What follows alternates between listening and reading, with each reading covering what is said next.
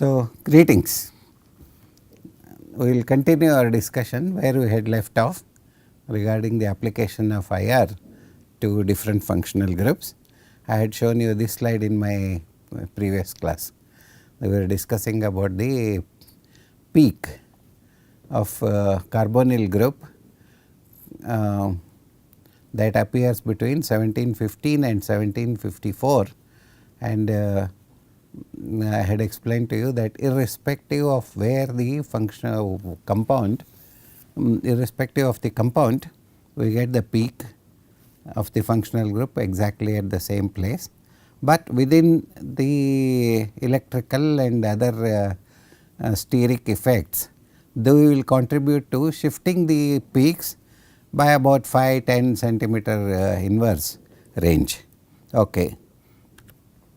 Now, the effects of ring size and conjugated unsaturation also seem to be additive, because I have been talking about the steric effects. No?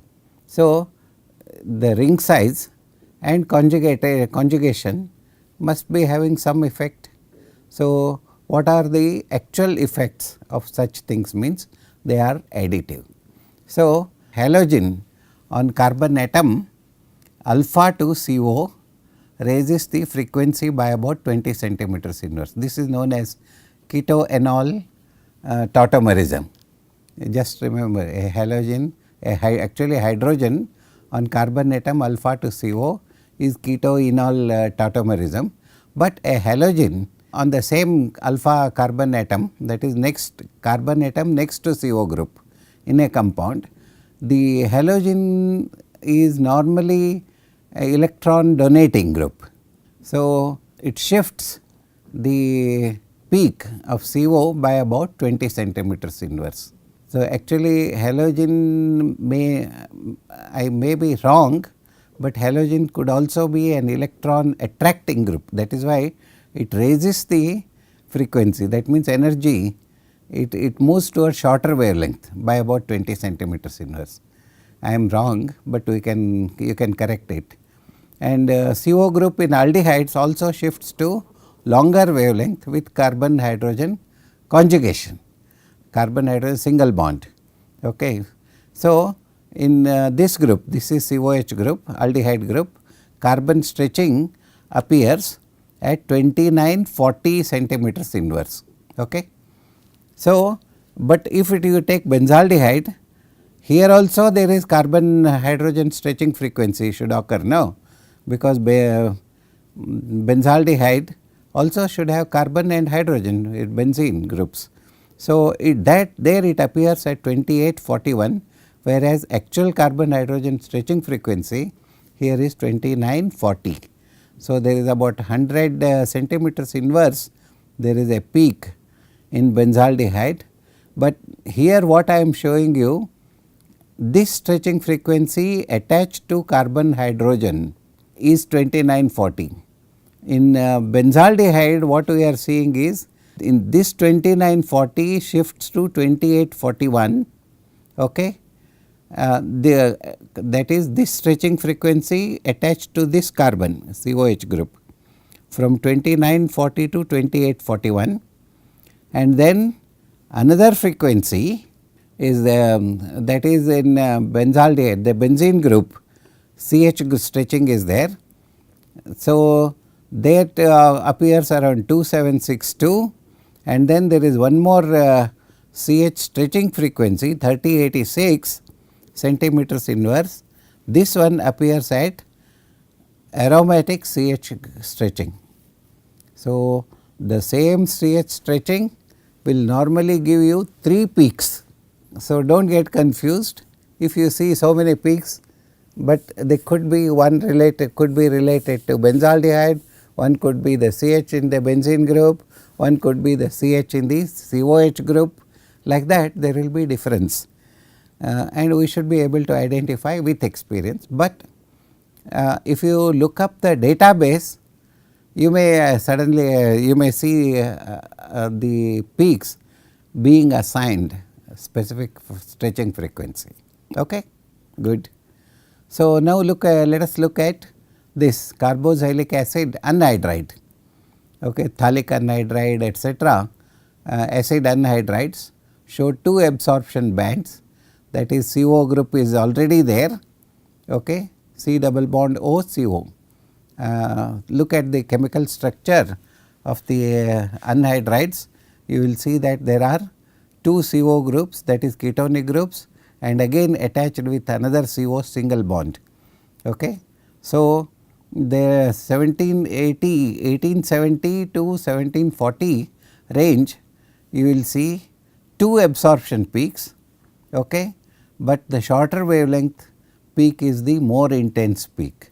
So, if you see 2 peaks and one is more intense, another is less intense, you can definitely say that the compound is an anhydride, phthalic anhydride, malic anhydride, succinic anhydride, there are so many anhydrides, organic compounds used in different industrial applications. So, that is another kind of thing. Now, we take a look at the Ac2O, that is acetic anhydride. Acetic anhydride, where does it show? It shows 2 peaks, 1832 and 1761 centimeters inverse, and it will also show CO stretching, it should show now. So, that stretching frequency occurs at 1175 to 1050 centimeters inverse for CO stretching. Now, look at amides. I have 1786 to 1626, this is assigned CO, 1781 centimeters inverse for CO stretching, this appears only in vapor state. Okay, if it is in you take it in a solvent, it will not appear, and the same peak will appear exactly if you take amide. Amide is a liquid, suppose amide is a liquid, you take it pure liquid, it appears at 1650 centimeters inverse. The same peaks shift, how they shift depending upon the chemical requirement, chemical environment is very amply brought about in this slide. So, suppose you take dissolve an amide in chloroform, instead of 1650 you will see 1701. So, you should not say, oh, that is some other compound, no, it is only the steric effect that is showing you all these variations.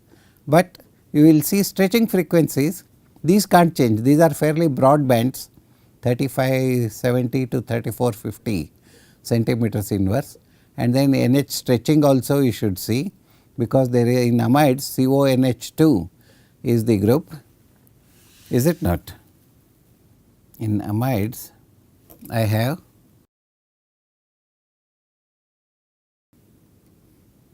this is an amide, okay, this is an anhydride, this is an anhydride. So, in CONH2 we should expect carbon nitrogen is there. So, but if it is an amide something like this, this is a secondary amide, okay. This is a secondary amide, and if there is no hydrogen, instead 2 hydrogen means primary, okay. This is secondary amide.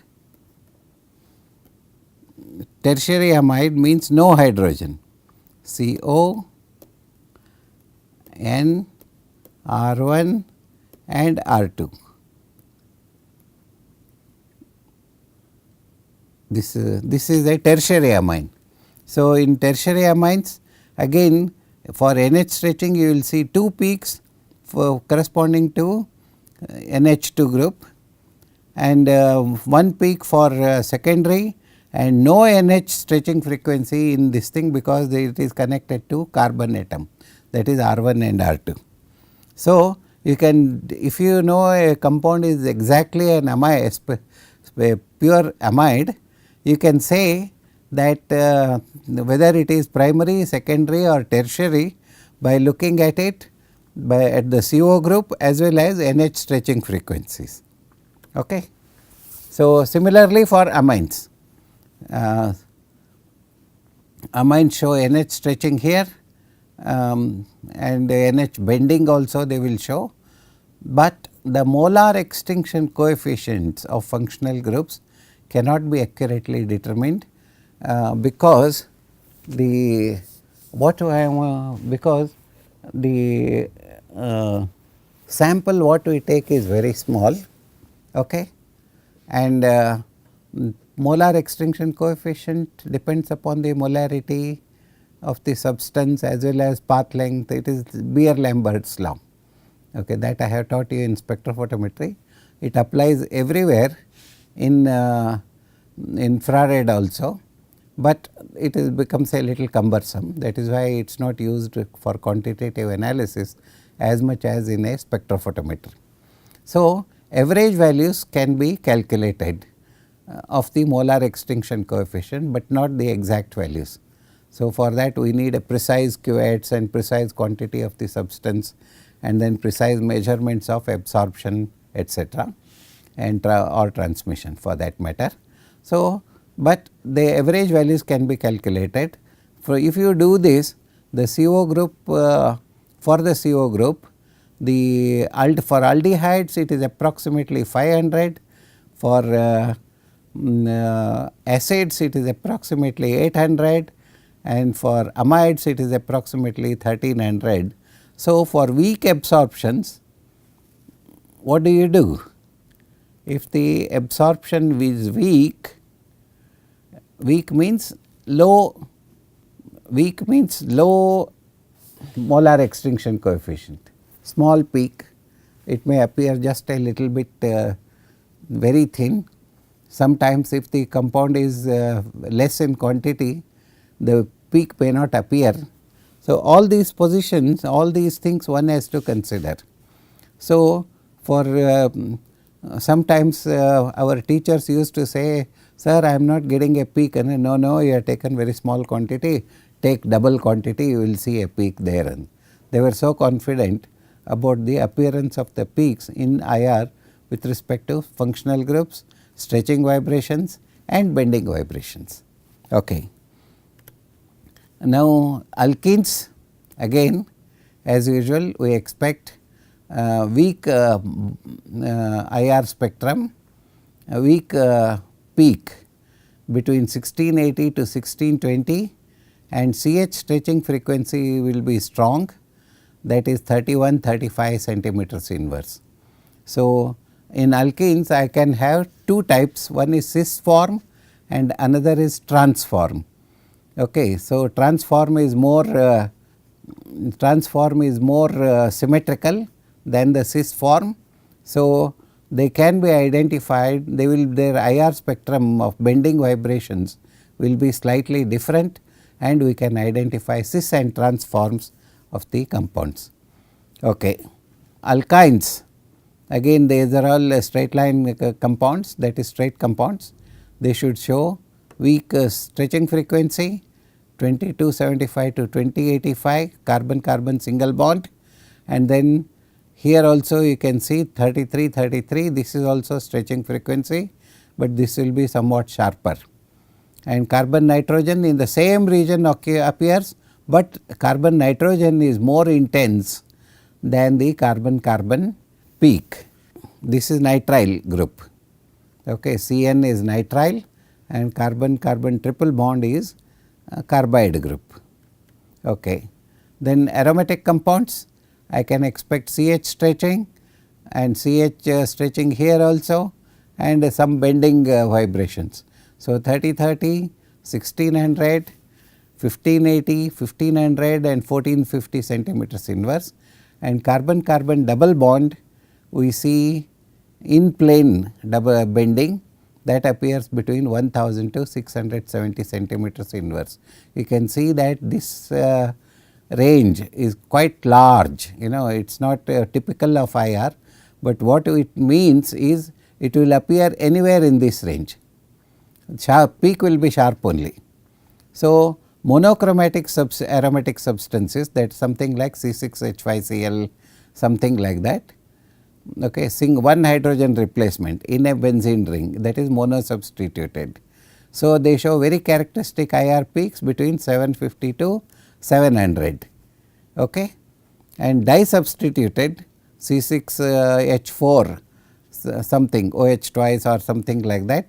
So, such disubstituted aromatic compounds show very characteristic IR peaks at 5730 centimeters inverse, that is quite energetic.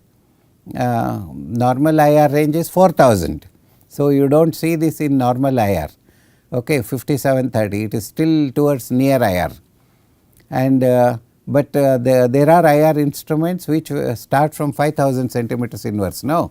So, 5000 to 57 centimeter 30 centimeter is near IR only. So, we will not get a peak here, but they do show a peak in that range, followed by 2000 to 1670 centimeters inverse, which are overtone bands of low intensity. Okay. Now, some of these things what I have shown you earlier, I am showing you in the form of a table. Okay. This is group, this is the range, this is the intensity, and this is range in centimeters inverse, this is in microns. So, CH stretching etc., alkane, alkene, monosubstituted, that is vinyl group etc. And I will not go into more into details, but I am providing you these slides for your convenience. Okay. So, you need not remember this, but you can use it as a ready reference, but this ready reference will help you only in this course rather than in your day to day life, because in your day to day life if you have access to a computer, you can have access to data much more complicated and much more detailed accessibility for IR peaks. So, we have alkene disubstituted, cis is at 3040, alkene disubstituted trans is 3010 or something like that, somewhere in that range. Okay. Both are medium intensity bands. So, disubstituted gem disubstituted compounds appearance is here 3095 and 3075, alkene is 3040 to 3010. So, alkyne is 3300, aromatic is 3300. You need not by heart or study this for the sake of examination, but just this is towards my teaching contribution to you. How to understand a table, what are we looking for? You see, otherwise normally people do not know exactly what kind of information people they get from a table. So, now I am going to talk about CH bending. So, the top column or headings will remain the same, alkanes, alkenes and alkene gem dimethyl, alkene tertiary butyl and all these things, and these are some of the centimeters inverse range. I am more familiar with centimeters inverse rather than micrometers, microns. Okay. So, this is another group, alkene disubstituted etc., and here you see them in the low IR range. That means, these are all bending vibrations. Okay. The bending vibrations also seem to be quite strong. The intensity of the peaks also, if you study, you will know that it becomes easier for you to identify the peaks. Now, alkyne aromatic, 5 edges among the aromatic compounds, you can see monosubstituted, that is 750 to 700, and disubstituted 4 adjacent hydrogen atoms, and that is an ortho compound ortho substituted.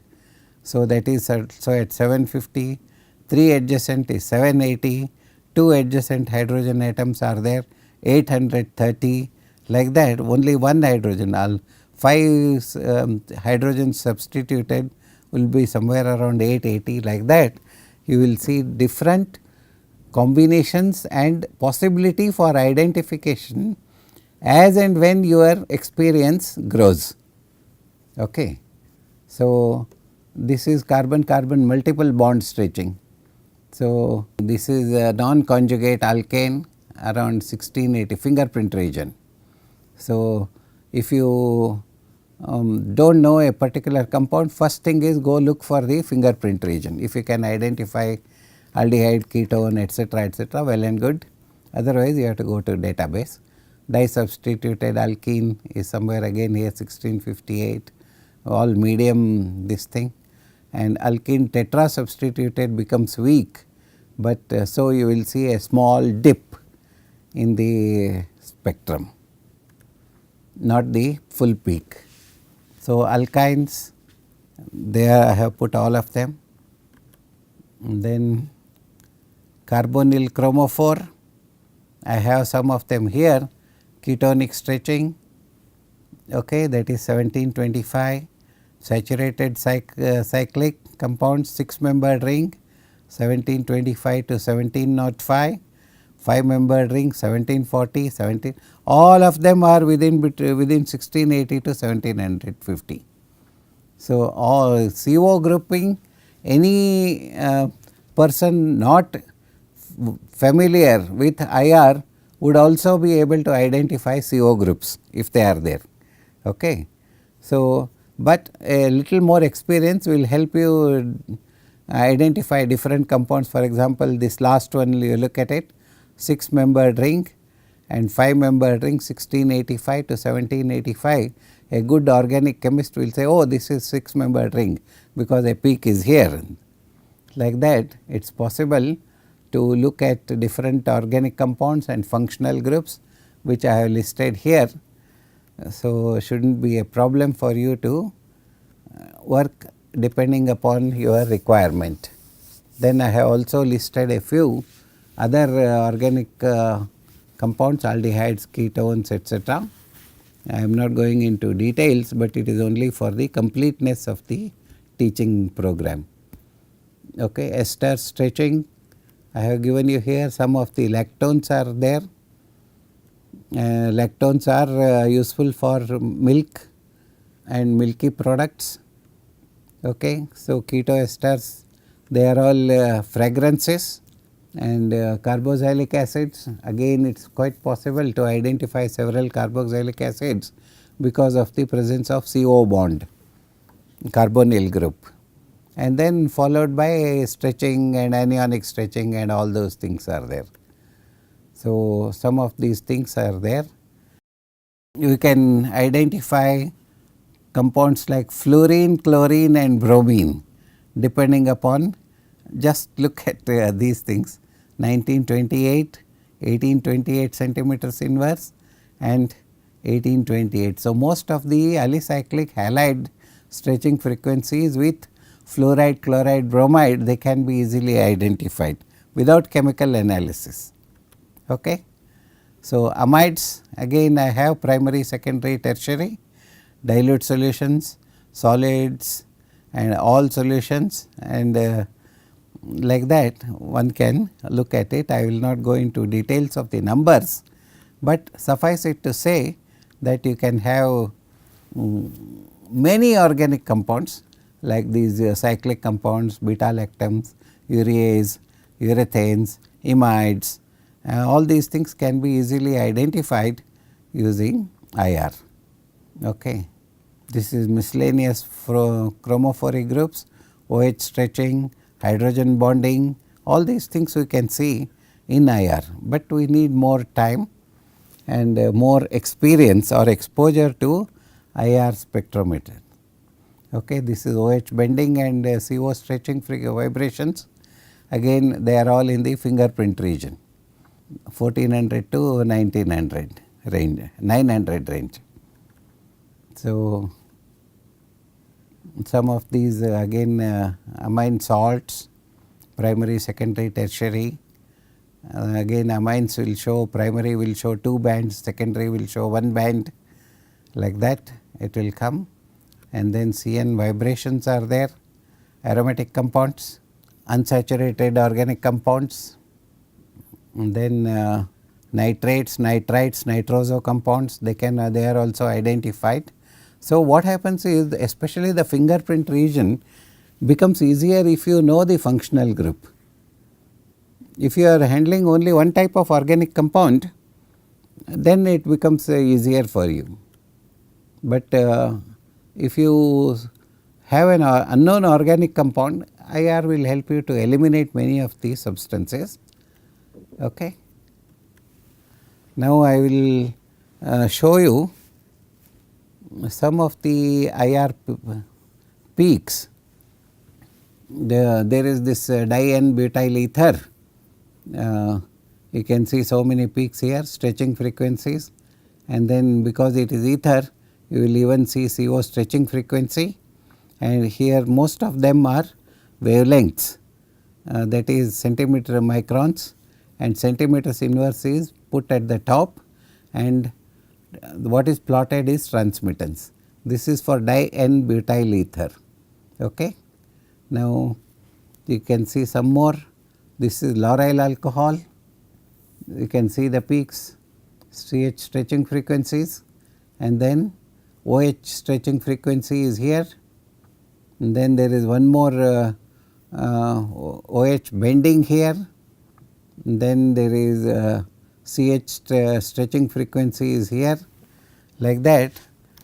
Because these are all pure compounds, spectrum has been taken. That is why we are able to identify. But if I do not write this lauryl alcohol, one may be getting confused. Okay. So, borneol, this is the fragrance compound. You can see the different peaks. I suggest you try to write down the numbers and try to identify some of the peaks depending upon what I have taught you so far. So, it will help you understand many peaks, IR peaks, how to work with high infrared spectrum. So, this is cyclohexanone, very well known compound, and you can see one center here, then so many small peaks here, weak. These are all weak peaks. These are stretching frequency, very sharp, and if there is a broad peak like this, it means there is lot of water in the sample. Okay. In this range, that is 2000, 3000 to 4000 range, broad peak. We will show you some of them. So, this is cyclopentanone, and very simple, straightforward, and then ethyl benzoate, another infrared spectrum, and then butyrolactone, lot of peaks, ethyl acetoacetate. These are only for your records, it will not be there for examination or any related activity. Okay. So, non-anionic acid, benzoic acid is here. So, these some of these compounds, when they are produced industrially, we use these spectra for comparison for the purity. Okay. Now I would like to teach you about quantitative analysis of infrared, that I will teach you in the next class. Okay. That we are almost nearing the end of our discussion, and I will be concluding the session with IR gas analyzers as well as the quantitative analysis. That we will do it in the next class. Thank you very much.